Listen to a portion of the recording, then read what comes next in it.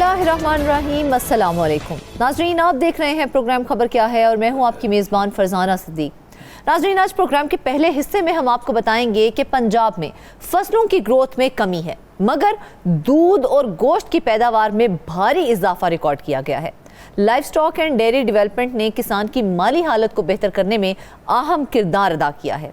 इस मौजू पर तफसीली गुफ्तगू करने के लिए हमें ज्वाइन करेंगे नुमाइंदा लाहौर नवाज संगरा, जबकि प्रोग्राम के दूसरे हिस्से में हम बात करेंगे बलोचिस्तान की, जहां पर ज़मीनों की जालसाजी का एक बड़ा स्कैंडल बेनकाब हुआ है और नैब बलोचिस्तान की कार्रवाई पर बाअसर land mafia, board of revenue के ओहदेदारान और बाअसर अफराद का गठजोड़ भी सामने आ गया है।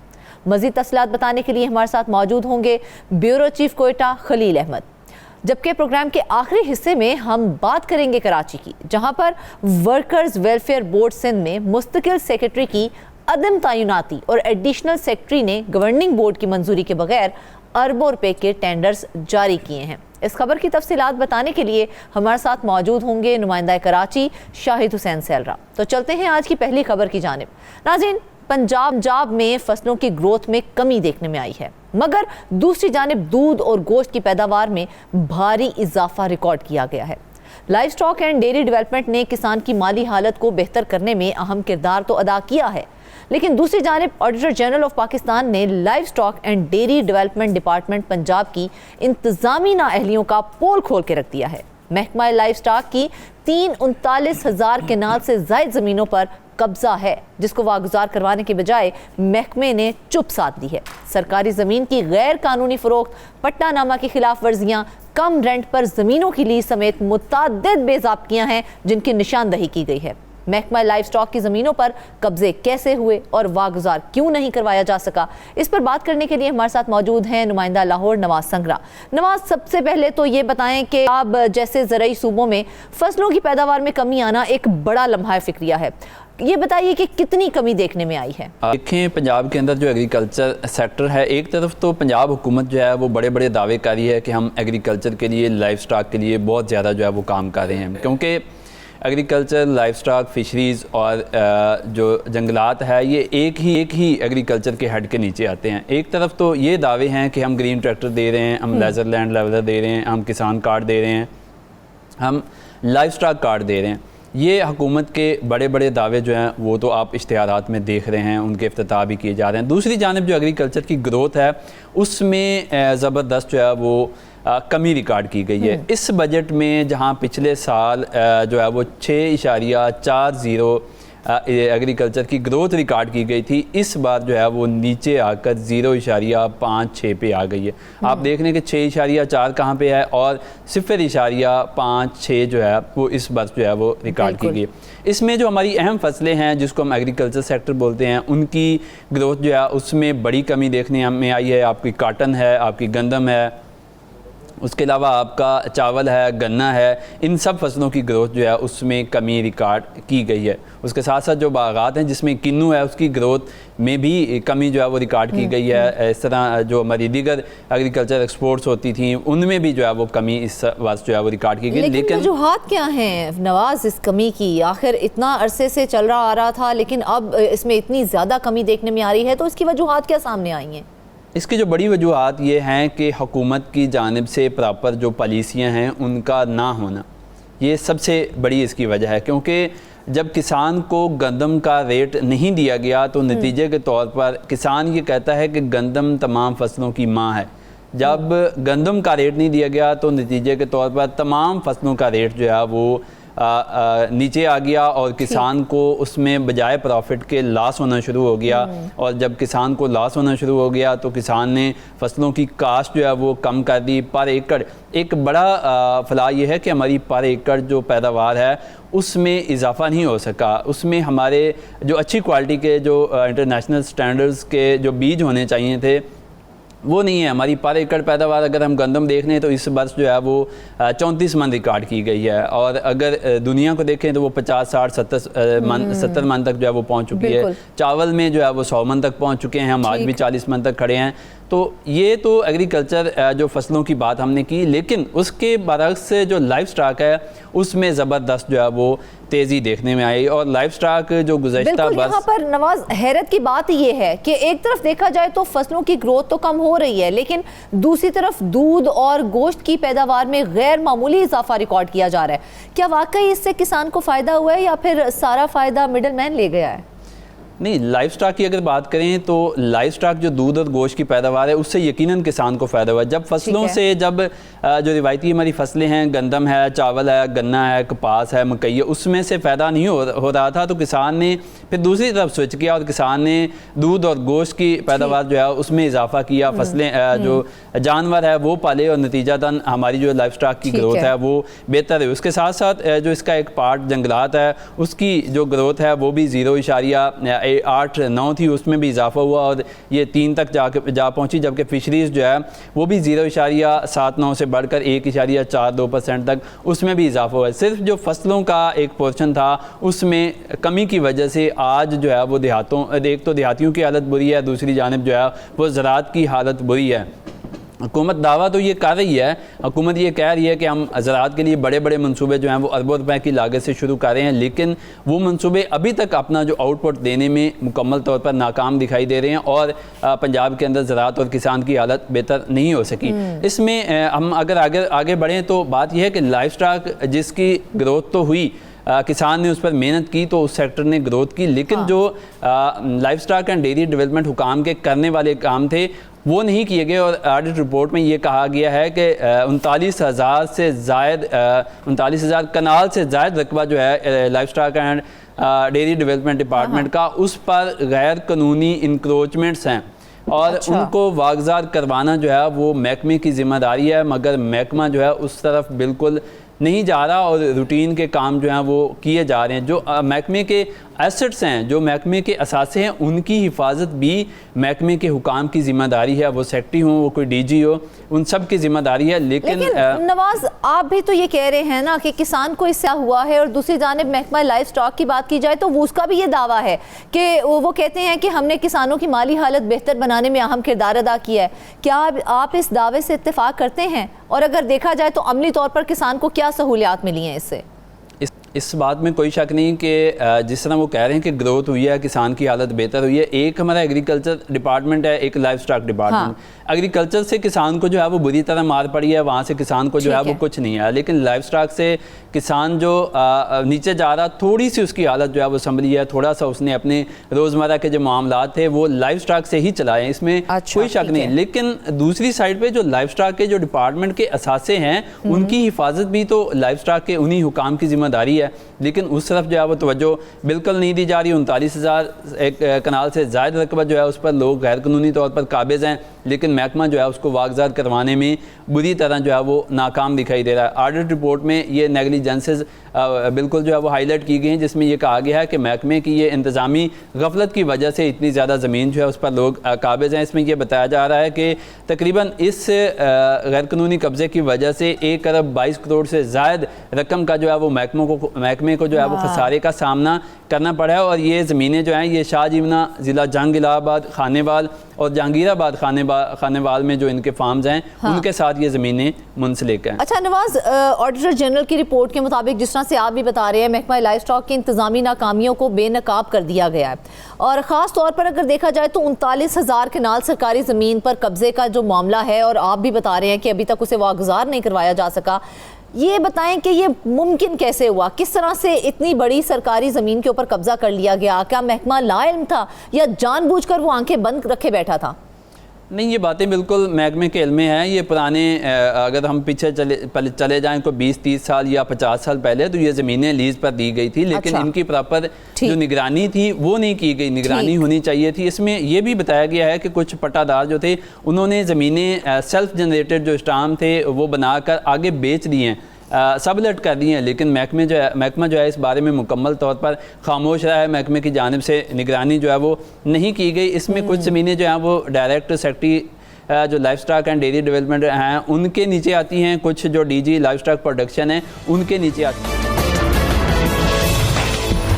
ये जो 4,900 एकड़ ज़मीनें हैं, अगर इसकी बात करें तो इसमें से 4,188 एकड़ रिपोर्ट में ये कहा गया है कि ये डायरेक्ट सेक्रेटरी साहब के नीचे आती हैं, और 719 एकड़ जो हैं 719 एकड़ जो हैं ये जो DG लाइफ स्टॉक प्रोडक्शन है उनके नीचे आते हैं। उनको चाहिए था, उनके नीचे स्टाफ मौजूद है, ऑफिसर्स मौजूद हैं, उनको चाहिए था कि इस सारी ज़मीनों की जो है वो प्रॉपर निगरानी करते हैं, लेकिन निगरानी नहीं की गई। कुछ लोगों ने ज़मीनें आगे बेच दी, कुछ लोगों ने खुद उन पर जो है वो काबिज होकर बैठे हैं। लेकिन यही तो सवाल यहाँ पर उठ रहा है ना नवाज, कि इन ज़मीनों को वागुजार आखिर क्यों नहीं करवाया जा रहा?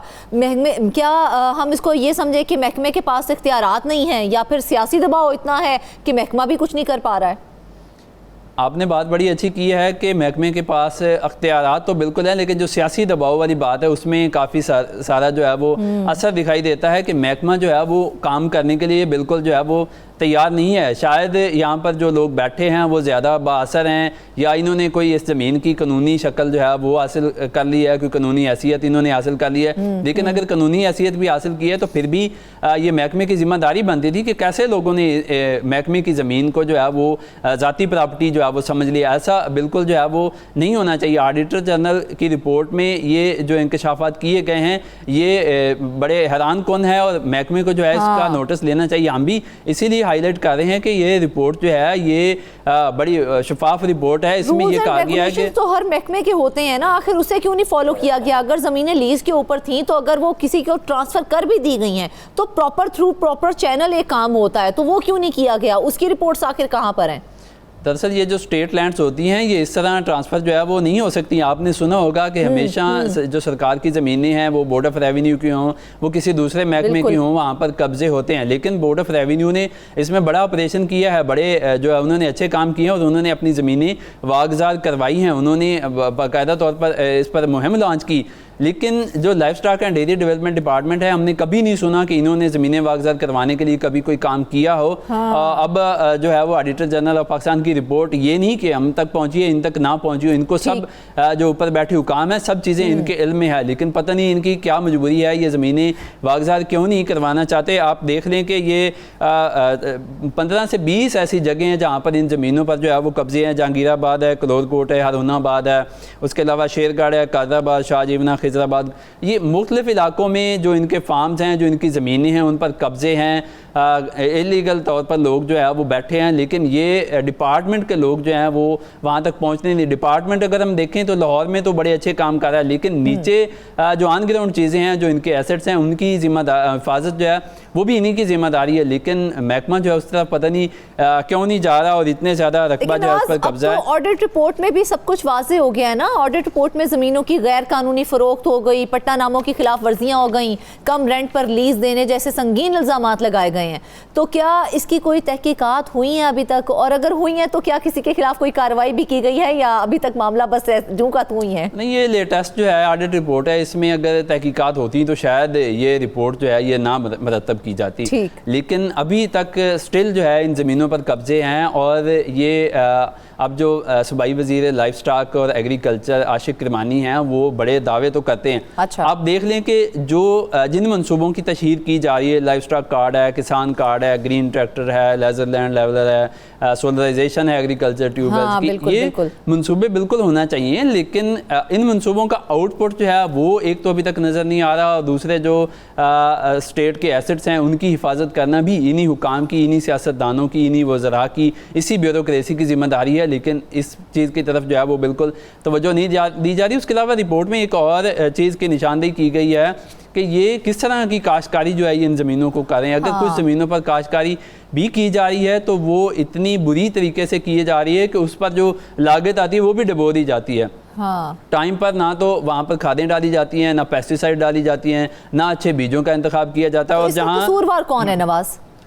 इसमें कसूरवार भी यही महकमे के लोग हैं, और तो कोई कसूरवार हो नहीं सकता। जब जहाँ पे ये खुद काश्तकारी कर रहे हैं तो वहाँ पर तो चाहिए कि अच्छी से अच्छी प्रोडक्शन वहाँ पर हासिल हो। जब ये गंदम काश्त करते हैं तो 18 मन गंदम वहाँ पर जो है वो हासिल हो रही है। और अगर दीगर चीज़ों की तरफ जाएं तो एग्रीकल्चर डिपार्टमेंट ने जो इस तरफ का इस साल का है वो ये कह रहा है कि 34 मन फी एकड़ हमने जो है वो गंदम हासिल की है। और ये life stock and dairy development department जो है ये उससे आधी प्रोडक्शन ले रहा है, और ये कह रहे हैं कि हम जो है वो 18 मन फी एकड़ जो है वो हासिल कर रहे हैं। उसके अलावा और भी बहुत सारी चीज़ों की जो है वो निशान نشاندہی کی گئی ہے. اس میں یہ بھی کہا گیا ہے کہ جو انہوں نے زمینی life stock and dairy development department نے لیز پر دی ہوئی ہیں وہ کمپیریٹیولی بہت کم ریٹ پر جو ہے وہ دی ہوئی ہیں. اگر وہاں کے جو بالکل نواز، میں اسی چیز کو لے کے تھوڑی کنفیوز ہو رہی ہوں. جس طرح سے لائف اسٹاک کا آپ ذکر کر رہے ہیں تو ایک اور سوال یہاں پر اٹھتا ہے کہ اگر دودھ اور گوشت کی پیداوار بڑھ رہی ہے تو پھر بھی کسان کیوں پریشان ہے؟ کیا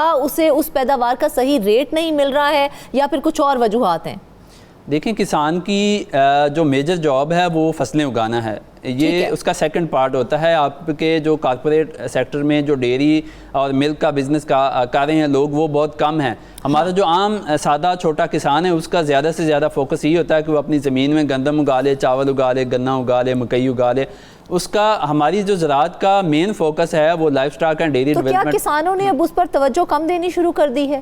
نہیں، توجہ نہیں کم دی، کسانوں نے اتنی ہی توجہ دی ہے. لیکن جب ریٹ نہیں ملا تو الٹیمیٹلی کسان جو ہے وہ بد دل ہو گیا. اس نے یہ سوچا کہ یہاں سے مجھے کچھ نہیں آ رہا. اس نے تھوڑا سا اپنے آپ کو سنبھالنے کے لیے لائف اسٹاک اور ڈیری جو ہے اس کی طرف گیا. اس نے ان چیزوں کو جا کے دیکھا کہ وہاں سے اگر کچھ نہ کچھ نکالا جا سکتا ہے تو اپنی حالت جو ہے وہ بہتر کی جا سکتی ہے. لیکن اس میں life stock and dairy development department ایک طرف جہاں کسان اسٹرگل کر رہا ہے، اگر یہ ڈپارٹمنٹ بھی اتنی اسٹرگل کرے، کسان کو فیسیلیٹیٹ کرے تو یقیناً کسان جو ہے اس کی حالت بہتر ہو سکتی ہے. اور جو کسان صرف فصلوں پر انحصار کر کے بیٹھا ہے کہ گندم اچھی ہوگی، چاول اچھا ہوگا تو وہاں سے میں جو ہے وہ کچھ کماؤں گا تو بہتر میری حالت جو ہے وہ سدھر جائے گی. کسان کو اگر لائف اسٹاک اینڈ ڈیری کی جانب لے جایا جائے تو کسان جو ہے اس کی حالت بھی بہتر ہو سکتی ہے. ہماری دودھ اور گوشت کی جو ایکسپورٹس ہیں ان میں اضافہ ہو سکتا ہے. ہماری ملکی اکانومی کو اس چیز کا جو ہے وہ زیادہ سے زیادہ فائدہ ہو سکتا ہے. لیکن المیہ یہ ہے کہ ہمارے جو بیوروکریٹس ہیں یا جو سیاستدان آتے ہیں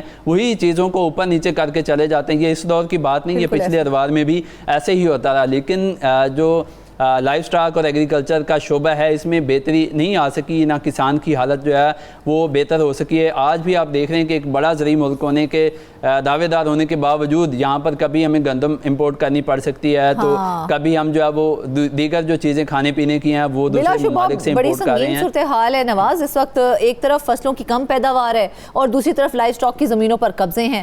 دونوں مل کر کسان کے لیے حالات مزید خراب کر رہے ہیں. صرف مجھے یہ بتائیے کیا حکومت نے اس صورتحال کو سنبھالنے کے لیے کوئی ہنگامی پلان بنایا ہے؟ اچھا، اس کے لیے میں جو secretary life stock and dairy development department ہیں ان کے پاس گیا تھا. میں نے انہیں کہا کہ سر یہ ایشوز ہیں، یہ آڈٹ رپورٹ میں یہ چیزیں ہیں، ان کی نشاندہی کی گئی ہے. تو آپ مجھے بتا رہی ہیں اگر اس کے حوالے سے آپ نے کوئی ایکشن پلان ترتیب دیا یا آپ کو زمینوں کو واگزار کروانے کے لیے کچھ کرنے جا رہے ہیں.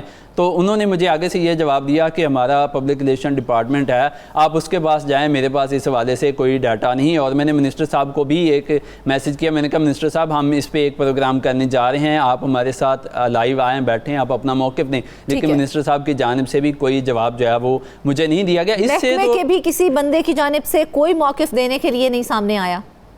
نہیں، محکمے کے جو ہیڈ ہیں، جو سیکٹری صاحب ہیں، میں ان کے پاس گیا. میں نے ان کو کہا کہ سر یہ ایشوز ہیں، ہم اس پہ ایک پروگرام کرنا چاہتے ہیں تو آپ جو ہے وہ اپنا آفیشیل موقف ہمیں دے دیں کہ آپ کچھ کر رہے ہیں، آپ کو اچھی چیزیں کر رہے ہیں تو ہم ان کو بھی جو ہے ان کی بھی نشاندہی کریں، ان کو بھی سامنے لے کے آئیں. لیکن انہوں نے کہا کہ جی ہمارا پبلک ریلیشن جو ڈپارٹمنٹ ہے وہی جواب دے گا، میں اس پہ کوئی جواب نہیں دوں گا. منسٹر صاحب جو ہیں ان کو بھی ریکویسٹ کی کہ آپ بھی آئیں، آپ بیٹھیں.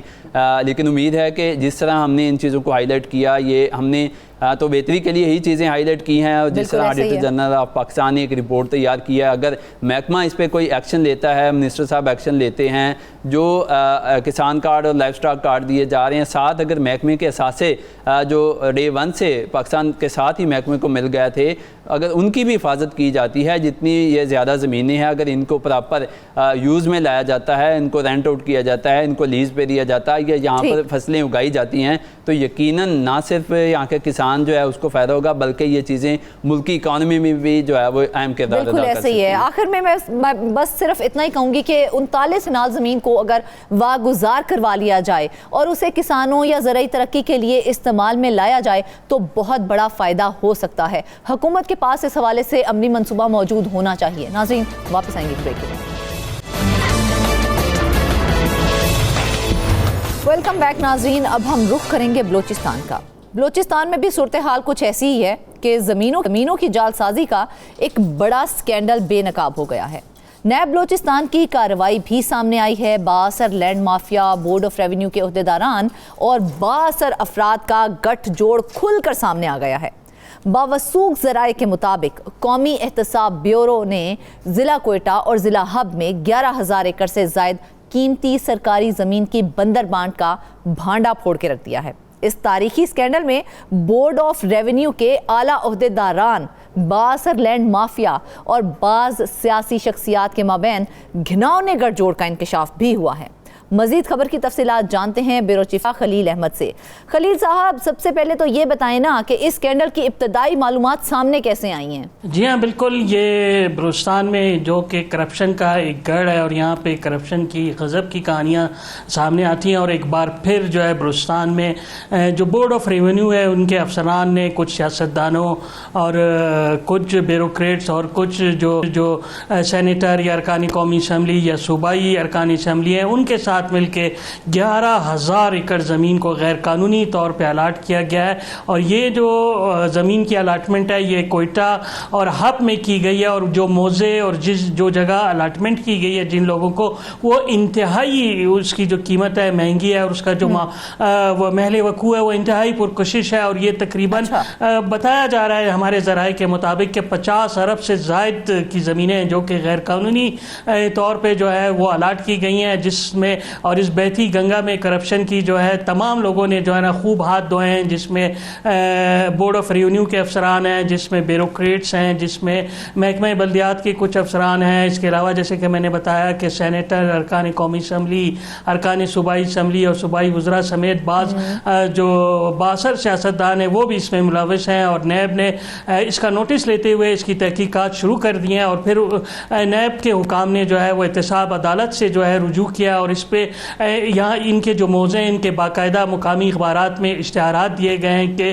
عوام ان موضوع میں جو ہے خریداری سے، زمینوں کی خریداری سے باز رہے، ورنہ وہ خود اپنے نقصان کے ذمہ دار ہوں گے. کیونکہ نیب نے تحقیقات کا آغاز کر دیا ہے اور اس کا دائرہ کار بہت وسیع کر دیا ہے، اور کچھ ہی دنوں میں آپ دیکھیں گے کہ جو بڑے بڑے لوگ اس میں ملوث ہیں وہ نیب کے کڑے ہاتھوں میں جکڑے جا چکے ہوں گے. اور یہ بات بھی ممکن ہے کہ معاملہ تو اب سامنے آ چکا ہے نا کہ ان لوگوں کے جو ہے وہ الاٹ کی گئی ہیں، تو کیا احتساب عدالت نے وہ زمینیں جو الاٹ کی گئی ہیں ان کو منجمد کرنے کے حوالے سے کوئی کارروائی کی ہے یا اس کے حوالے سے کوئی منظوری دی ہے؟ جی ہاں بالکل، جیسے کہ میں نے آپ کو بتایا کہ نیب نے جو لوکل بڑے اخبارات ہیں اس میں اس حوالے سے کوئٹہ اور جو ہب ضلع ہے اس میں جو جن خسروں میں یہ الاٹمنٹ کی گئی ہے، جن موضوع میں یہ الاٹمنٹ کی گئی ہے، ان پہ لوگوں کو وارننگ جاری کر دی ہے کہ وہ اس سے جو ہے دور رہیں. اس کے علاوہ احتساب عدالت میں نیب نے ایک اپلیکیشن دائر کر دی گئی ہے کہ ان موضوعوں کو جو ہے منجمد کر دیا جائے، اور اس میں کسی قسم کی بھی جو خرید و فروخت ہے اس پر پابندی عائد کی جائے. اچھا، ایک اور چیز ہے جو میں آپ سے پوچھنا چاہ رہی ہوں، مجھے یہ بتائیے گا کہ ریکارڈ میں جعل سازی اور جو جعلی الاٹمنٹس ہیں ان کی قانونی حیثیت اس وقت کیا ہے؟ بالکل، اس میں ایک بڑی تشویشناک بات یہ ہے کہ جو لوگ اس کرپشن میں ملوث ہیں ان سے بھی ہم نے رابطہ کیا کہ ان کا یہ کہنا تھا کہ ہم نے جو بھی کیا ہے قانون اور قواعد کے مطابق کیا ہے، اور ہمارے ہاتھ صاف ہیں اور ہم نے کوئی غیر قانونی کام نہیں کیا. اور جس طرح ہمیں اس وقت کے جو حکمران تھے انہوں نے ہمیں کہا تمام کاغذی کارروائی پوری کی گئی ہے اور لوگوں کو جو ہے زمین الاٹ کی گئی ہے، لہٰذا ہم ہر طرح کا جو ہے عدالتوں کا سامنا کرنے کے لیے تیار ہیں. لیکن جو اس میں senior member board of revenue تھے اس وقت کے، جو کہ اس وقت سندھ میں ہیں، اور سندھ میں بھی ان پہ کافی زیادہ نیب کے کیسز چل رہے ہیں. اور اب ایک یہ نیا کیس بھی ہے ان کا، کیونکہ ان کی شہرت اس حوالے کرپشن کے حوالے سے کافی خراب ہے. انتہائی سینئر بیوروکریٹ ہیں، سندھ میں بہت اچھی پوزیشنوں پہ رہے ہیں. اس کے علاوہ یہاں بلوچستان میں جب ان کا ٹرانسفر ہوا تھا گزشتہ ادوار میں، تو یہاں پہ بھی وہ بہت اچھی پوزیشن ہے. اور جب وہ senior member of board of revenue بنے تو پھر یہ گھپلہ سامنے آیا، اور اس میں 11,000 کے قریب جو ہے وہ 11,000 ایکڑ کے قریب جو ہے وہ زمین، سرکاری زمین اور قبائل کی زمین غیر قانونی طور پہ الاٹ کی گئی ہے. اور ایک ایسے طاقتور گروپ کو تو 5,000 سنا ہے کہ ایکڑ زمین جو ہے الاٹ کی گئی ہے، جو کہ کوئٹہ ڈی ایچ اے کے بالکل سامنے ہے. تو آپ خود اندازہ کریں کہ ڈی ایچ اے کی ہر شہر، جہاں پہ ڈی ایچ اے اس کے آس پاس جتنی زمینیں ان کی قیمتیں کئی گنا بڑھ جاتی ہیں. اور اس کے سامنے کسی ایک گروپ کو 5,000 ایکڑ الاٹ کر دینا، تو اس کا مطلب ہے کہ یہ زمین اربوں نہیں بلکہ کھربوں کی की अब हो गई है, और उस पे वहाँ पे मुकामी कबाइल ने स्टे लिया हुआ है, और ये तमाम मामला जो मुकामी अदालतें हैं उनमें ज़ेर समाअत या उन अफसरान का डिस्क्लोज नहीं कर सकते हैं। चले हम तादाद के हवाले से ही बात कर लेते हैं कि इस स्कैंडल में बताइएगा कि अब तक कितने अफसरान और बाअसर अफराद शामिल पाए गए हैं। जी हाँ, बिल्कुल, इसमें बताया जा रहा है तकरीबन 4 दर्जन से ज़ायद जो है ब्यूरोक्रेट है या अफसरान है या ऐसे बाअसर या ताकतवर ग्रुप के लोग हैं जो कि सेनेटर्स भी हैं, अरकान कौमी असम्बली भी हैं, सूबाई असम्बली में भी मौजूद है। तकरीबन 4 दर्जन से के करीब लोग हैं जिसमें ये लोग मौजूद है।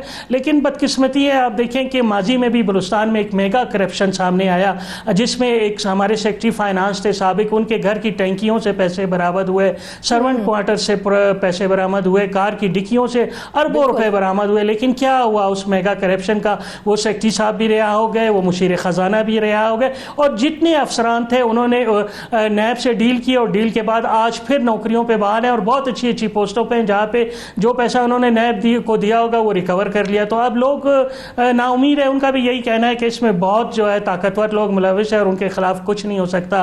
अब आवाम की जो नज़रें हैं वो नैब पे लगी है, वो देखते हैं कि वो क्या कार्रवाई करते हैं, और जिस तरह इस नैब के कुछ कवानीन में तरमीम की गई है उसकी वजह से भी बहुत सी मजबूरियां जो है वो नैब के सामने आ रही है। तमाम नैब के जो अफसरान हैं, बोर्ड ऑफ रेवेन्यू भी हैं, उनका नाम भी इसके अंदर आ रहा है, उनका इसके अंदर क्या किरदार रहा है? जी हाँ, बिल्कुल, क्योंकि वो सीनियर बोर्ड ऑफ मेंबर जो है वो बोर्ड ऑफ रेवेन्यू का चेयरमैन होता है, सब कुछ वही होता है।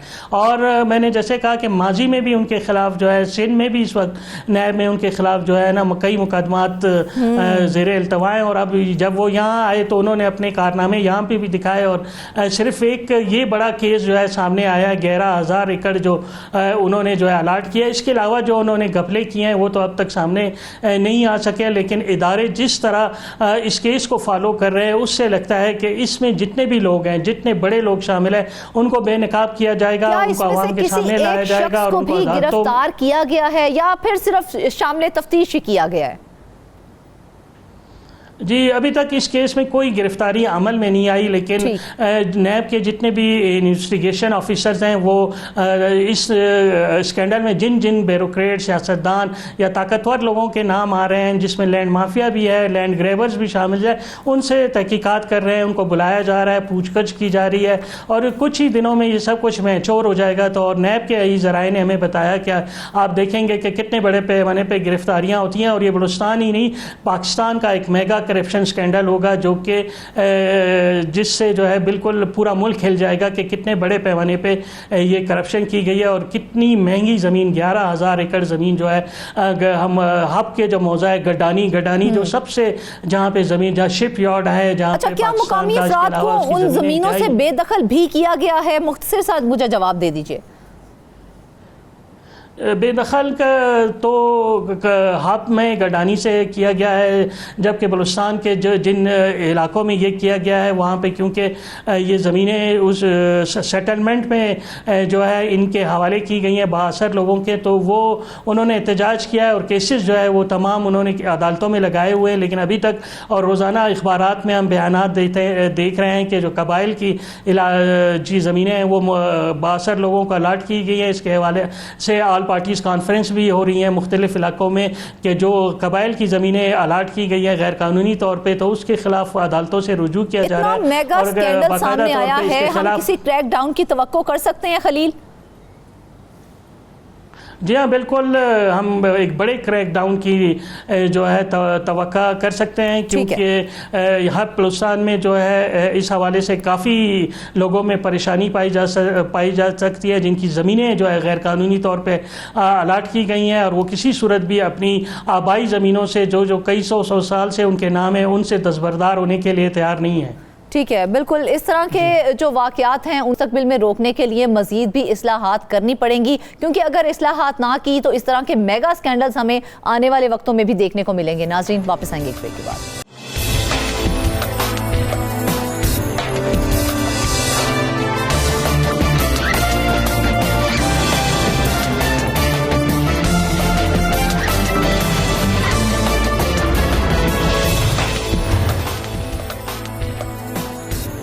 वेलकम वेलकम बैक नाज़रीन। अब हम आपको बताएं कि वर्कर्स वेलफेयर बोर्ड सिंध में मुस्तकिल सेक्रेटरी की अदम तैनाती और एडिशनल सेक्रेटरी ने गवर्निंग बोर्ड की मंजूरी के बगैर अरबों रुपए के टेंडर्स जारी कर दिए हैं। दस्तावेजात के मुताबिक लेबर कॉलोनी और स्कूलों की तज़ीन व आराइश के नाम पर गैर मारूफ अखबारात में इश्तिहारात दिए गए। इस सारे मामले पर बात करने के लिए हमें ज्वाइन किया है नुमाइंदा करार शाहिद हुसैन सैलरा ने। शाहिद, सबसे पहले तो ये बताइए कि वर्कर्स वेलफेयर बोर्ड सिंध में मुस्तकिल सेक्रेटरी की अदम तैनाती को 11 माह हो चुके हैं। क्या ये मामूल की बात है या इसमें कोई खास वजूहात भी सामने आई हैं? नहीं, जो कवानीन है उसके हिसाब से 6 महीने से ज़्यादा अरसा किसी एडिशनल चार्ज जो है किसी दूसरे महकमे के अफसर को नहीं दिया जाता और उनकी तैनाती को सिंध हाई कोर्ट में चैलेंज भी किया गया है कि असल तो ओहदा है इनके पास सेक्रेटरी लेबर का, लेकिन इजाफी जो चार्ज दिया गया है, एडिशनल जो चार्ज दिया गया है वो सेक्रेटरी वर्कर वेलफेयर बोर्ड का भी दिया गया है और 6 महीने से ज़्यादा अरसे तक वो अपना चार्ज ये नहीं रख सकते। हुकूमत को चाहिए कि वो मुस्तकिल जो है वो सेक्रेटरी वर्कर वेलफेयर बोर्ड को तैनात करें, लेकिन अब तक उन्होंने तैनात नहीं किया। इस तरह जो है वो अदालत ने नोटिस भी जारी किए थे और आज इस केस की समाअत थी तो इनकी तरफ से वकील पेश हुए और उन्हें मजीद मोहलत ले ली कि हमें वक्त दिया जाए जवाब जमा कराने के लिए। लेकिन सूरत हाल यहाँ पर ये हुई कि ये जो डिपार्टमेंट है सिंध वर्कर वेलफेयर बोर्ड, ये मजदूरों की फलाह बहबूद के लिए काम करता है, लेकिन जो इनके सेक्रेटरी हैं वो मुस्तकिल तैनात नहीं है इस महकमे में और जो गवर्निंग बॉडी में शामिल अफसरान हैं उन्होंने वजीर जो है सूबाई वजीर उनको ख़त लिखा है बाकायदा तौर पर इस मामले में कि एक तो ये है कि मुस्तकिल सेक्रेटरी तैनात नहीं किए गए, दूसरा ये है कि इस ओहदे में चूँकि एडिशनल जिनको चार्ज दिया गया है उन्होंने गवर्निंग बोर्ड की जो मर्ज़ी के बगैर जो इशारात दिए हैं, टेंडर्स दिए हैं और उसके बाद फिर मंजूरियाँ जो दी गई हैं उसमें उनको शदीद किस्म के तहफ़्फ़ुज़ात हैं। सबसे पहला जो उनको उन्होंने तहफ़्फ़ुज़ात का इज़हार किया कि स्कूलों और लेबर कॉलोनीज़ के लिए उन्होंने टेंडर्स जारी किए, ऐसे अखबारात में टेंडर जारी किए जिनका नाम लिया गया उन अखबारात में उन तारीखों के अंदर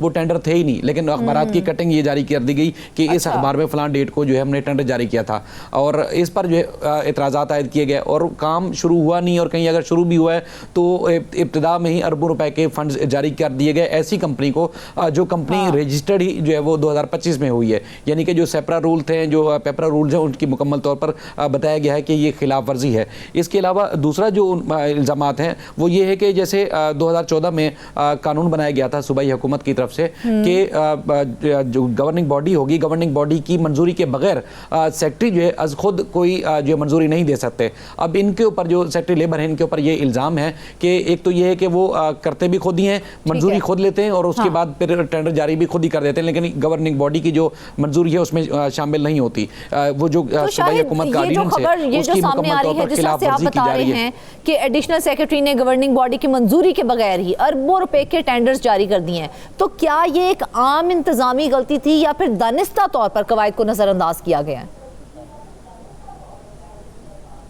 देखिए, दूसरे पॉइंट्स पर आने से पहले मैं इन सेक्रेटरी साहब से मैंने खुद रब्ता किया मौक़िफ़ लेने के लिए, क्योंकि जिस तरह की खबर है तो हमारी एक जिम्मेदारी है कि हम उनका भी मौक़िफ़ लें। उन्होंने पहले तो काफ़ी गुस्से में नज़र आया, काफ़ी जज्बाती भी थे और उस पर उन्होंने कहा कि देखें मुझसे कोई गलत काम जो है कोई करवा नहीं सकता और मेरा ट्रैक रिकॉर्ड इतना साफ़ सुथरा है कि कोई भी मुझ पर दबाव डालकर या किसी भी तरह से मुझसे कोई काम ले नहीं सकता और मैं चूँकि मामले में बैठ के साफ़ और शफाफ तरीके से और ट्रांसपेरेंसी को मद्देनज़र रखते हुए काम कर रहा हूँ, तो लोग मुख्तलिफ़ तरीक़ों से दबाव डालकर जो है इस किस्म के मुझे बदनाम करने की कोशिश कर रहे हैं। पिछले 1-1.5 हफ्ते से जो है वो मुझे मुख्तलिफ लोगों की कॉल्स भी मसूल हो रही हैं, बार बार मैं लोगों को वजाहतें दे रहा हूँ कि कोई गलत काम नहीं हो रहा और तमाम इदारों की और तमाम जो गवर्निंग बॉडी में लोग शामिल हैं उनको मद्देनज़र रखते हुए उनकी मंजूरी के बाद ही जो है वो हमने टेंडर्स जारी किए और जो इल्ज़ामात हैं उन्होंने कहा जी मैं उनकी तरदीद करता हूँ और ये इल्ज़ामात बेबुनियाद हैं, उनमें किसी किस्म की कोई सदाकत नहीं है और मैंने हर जगह इज़्ज़त कमाई है। और मैंने उनसे सवाल किया था कि मामला इतना संगीन हो गया था कि आपको तो सूबाई एंटी करप्शन है, उन्होंने खत भी लिखा कि जो टेंडर्स जारी किए गए हैं इस हवाले से वजाहत पेश करें,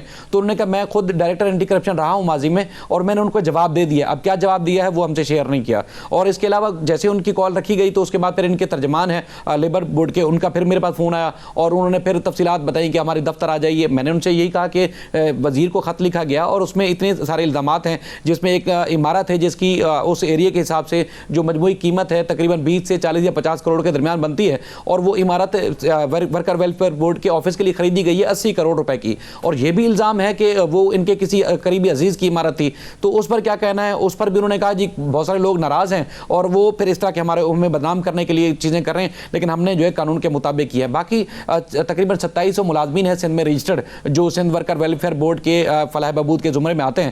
ان کا ریکارڈ جو ہے کمپیوٹرائز کیا جائے گا. اس کے لیے 45 کروڑ روپے کا ٹینڈر جاری کر دیا, ٹھیکہ جاری کر دیا گیا. تو اب اس پہ بھی سوال کیا گیا, تو اس میں بھی انہوں نے کہا کہ ہم نے جو قانونی چارہ جوئی تھی یا جو سیپرل رولز ہیں اس کے مطابق ہم نے ٹینڈر جاری کیا. ٹینڈرز جاری کر دیے گئے ہیں, تو آپ کے پاس ایسے شواہد موجود ہیں کہ جن کمپنیوں کو ٹینڈرز دیے گئے ہیں ان میں ایک کمپنی تو 2025 میں رجسٹر ہوئی ہے, تو ایسی نئی اور نامعلوم کمپنی کو اتنی بڑی رقم کیسے جاری کر دی گئی ہے؟ اس کے حوالے سے کوئی بات سامنے آئی ہے؟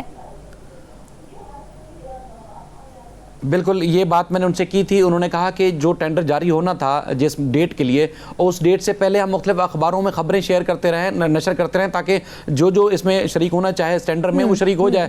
لوگ خبریں نہیں پڑھتے, اخبار نہیں پڑھتے اور وہ ٹینڈر میں شریک نہیں ہوئے. اب وہی لوگ ہمیں بدنام کریں. ان کا یہ کہنا تھا کہ ہم نے تو یہ تو لوکل اخباروں کی بات کریں, ہم نے خلیج ٹائم میں بھی باقاعدہ طور پر اس ٹینڈر کے حوالے سے خبر جو ہے وہ شائع کی تھی. یہ ان کے ترجمان کا یہ کہنا ہے. لیکن دستاویزات تو یہ بتا رہے ہیں کہ اگر وہ یہ دعوے کرے ہیں تو دوسری جانب جو دستاویزات سامنے آئے ہیں وہ تو ہمیں یہ بتا رہے ہیں کہ اشتہارات ایسے اخبارات میں دیے گئے ہیں جو نہ معروف ہیں نہ ہی ان کی اشاعت ثابت ہو رہی ہے. تو کیا یہ پورا پروسیس ہی ایک فراڈ کی شکل اختیار کر چکا ہے؟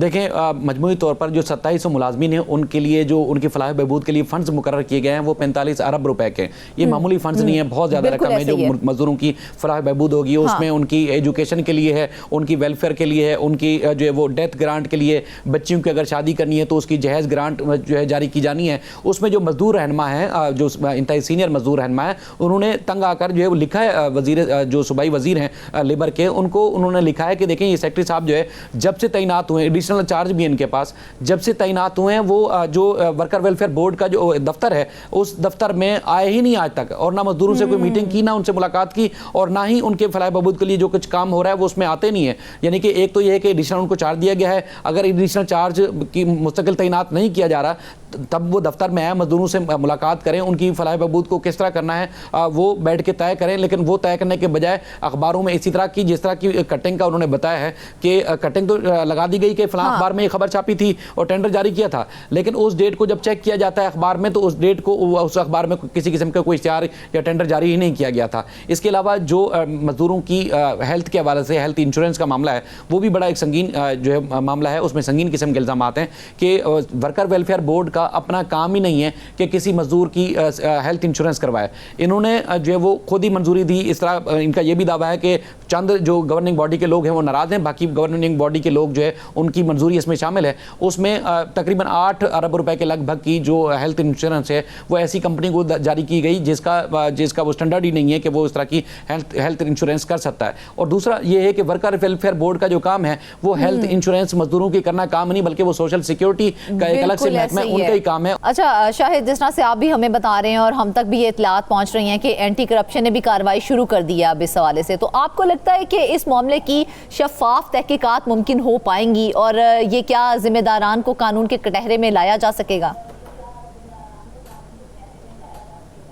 دیکھیں جو مزدوروں کی ویلفیئر کی تنظیم ہے ان کا یہ دعویٰ ہے کہ چونکہ صوبائی ادارہ ہے اور ہم نے پہلے منسٹر کو خط لکھ دیا تھا کہ اس قسم کی بغیر منظوری کے ٹینڈر دیے جا رہے ہیں, بغیر منظوری کی جو ہے وہ تحقیقات جو ہے وہ کی جا رہی ہے اور اتنا اربوں کروڑ روپے جو ہے وہ جاری کیے جا رہے ہیں. اصل جو ان کا کام تھا اس کو چھوڑ کے دوسرے کام کر رہے ہیں, تو لہٰذا اس پہ جانچ ہونی چاہیے. اس پر جانچ کرنے کے بجائے کسی نے کوئی ان کو جواب نہیں دیا. اسی دوران اچانک جو ہے صوبائی اینٹی کرپشن کا لیٹر سامنے آتا ہے جو کہ سیکرٹری کو لکھا جاتا ہے. سیکرٹری سے جب ہم نے وضاحت پوچھی تو انہوں نے کہا میں خود اس میں محکمے میں رہا ہوں, لہٰذا ہم نے جو ہے ان کو جواب جو دینا تھا وہ دے دیا ہے. بالکل جواب جو دینا تھا دے دیا, لیکن اس کے باوجود اگر دیکھا جائے تو سندھ میں لاکھوں مزدور آج بھی صحت, تعلیم اور رہائش جیسی بنیادی سہولتوں سے محروم ہی دکھائی دے رہے ہیں. ان کی فلاح کے لیے بنائے گئے ادارے اگر خود کرپشن کا گڑھ بن جائیں گے تو مزدور پھر آخر کہاں جائیں گے؟ ناظرین, اس کے ساتھ ہی آج کے پروگرام سے بس اتنا ہی. ڈھیر ساری دعاؤں میں یاد رکھیے گا. اجازت دیجیے. اللہ حافظ.